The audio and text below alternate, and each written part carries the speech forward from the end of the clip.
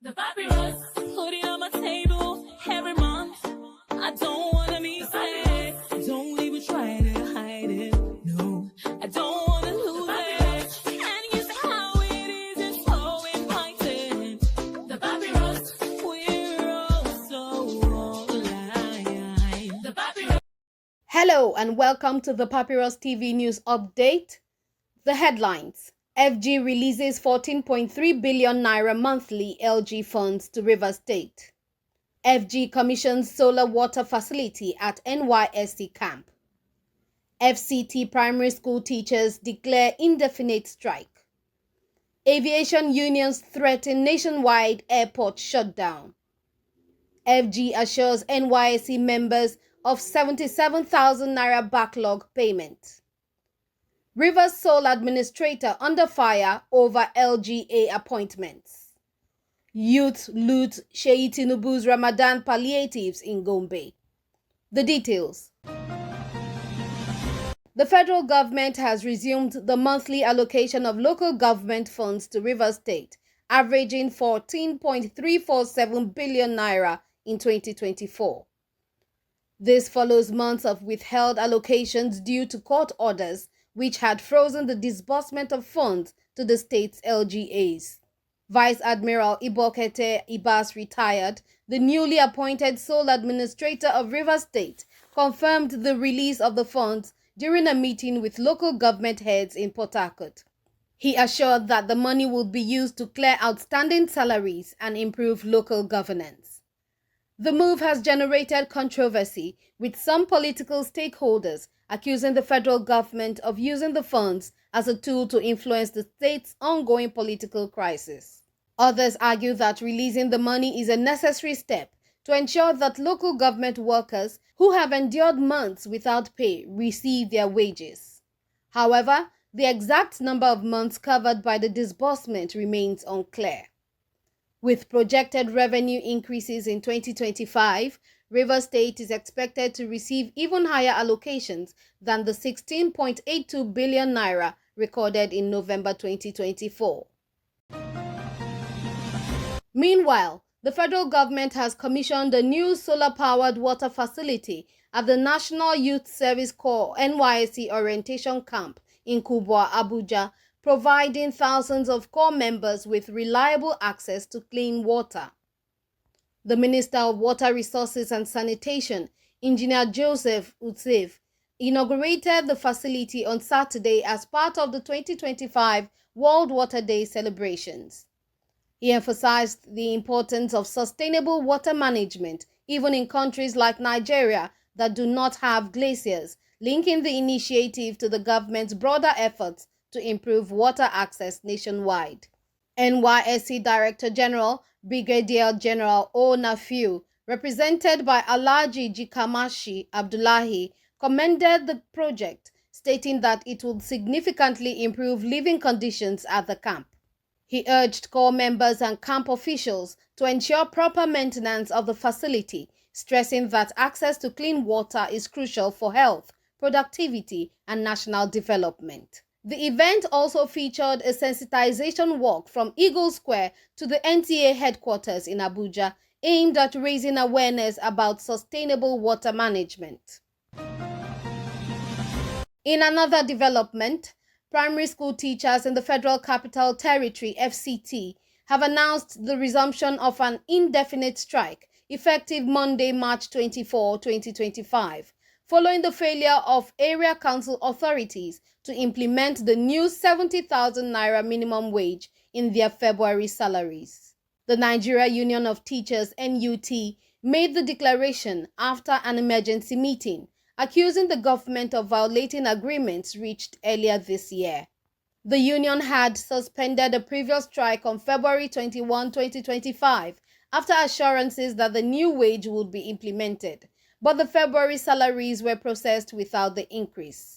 In a strongly worded communique, the NUT condemned the continued impoverishment of teachers, questioning why they were being subjected to further hardship despite a signed agreement.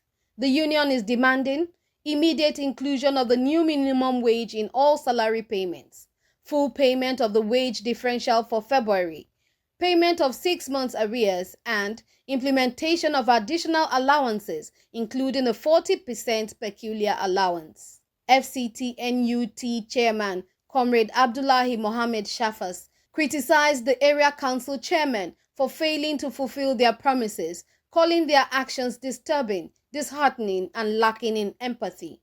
He warned that all primary schools in the FCT would remain closed until the government meets the teachers' demands. Moving on, aviation unions in Nigeria have issued a stern warning that they will shut down all airports nationwide from March 31st, 2025 if their demands over the recent assault of a senior aviation security official are not met.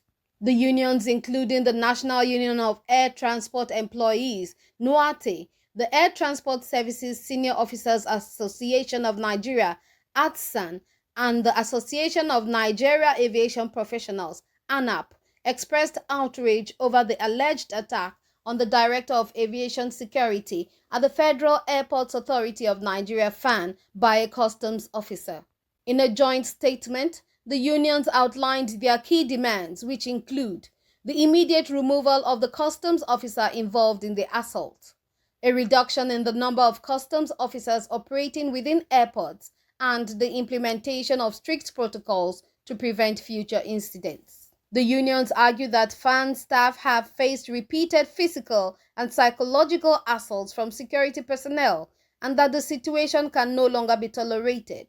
They insist that unless these demands are met, aviation workers will withdraw their services, effectively grounding flights across the country.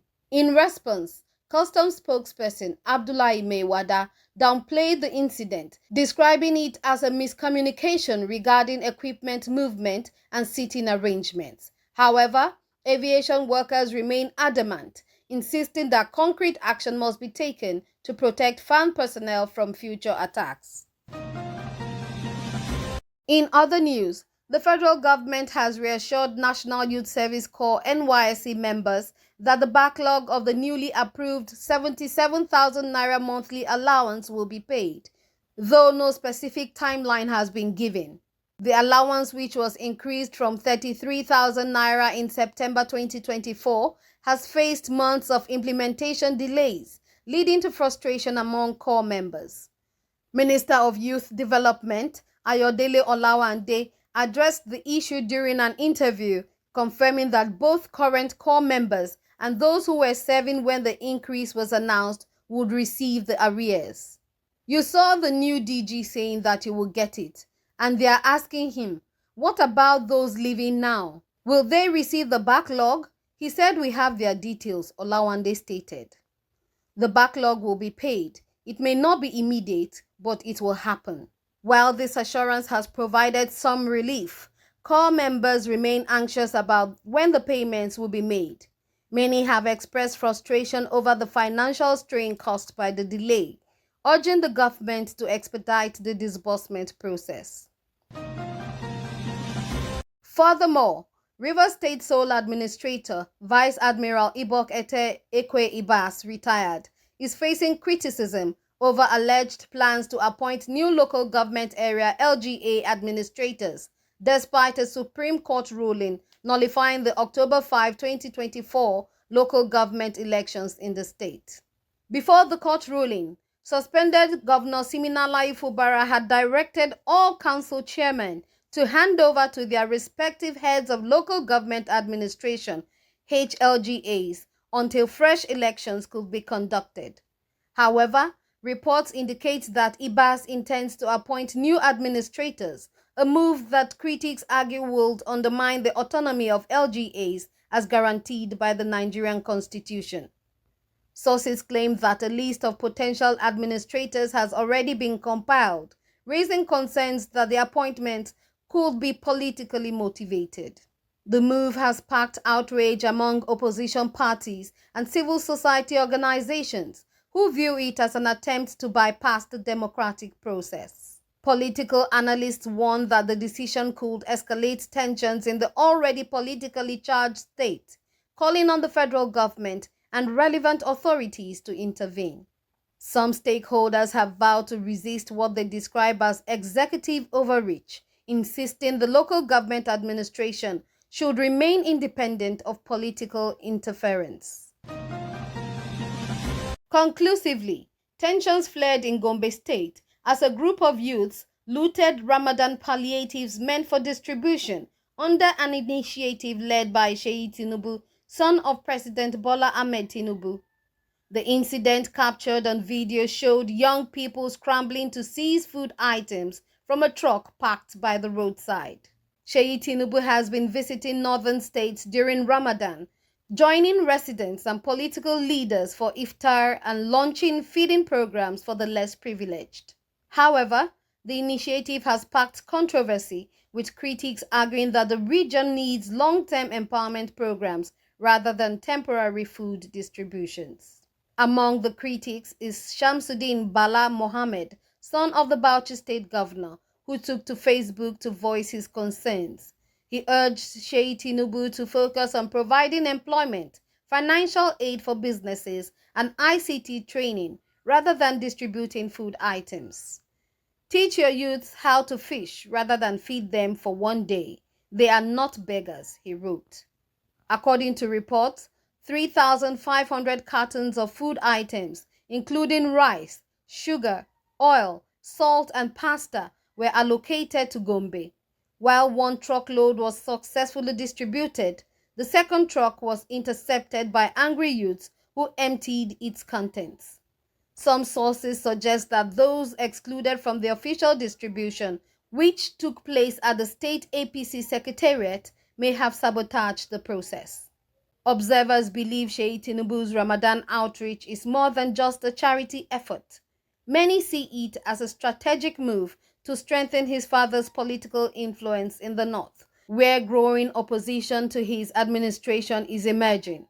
So far, the APC has not commented on the incident.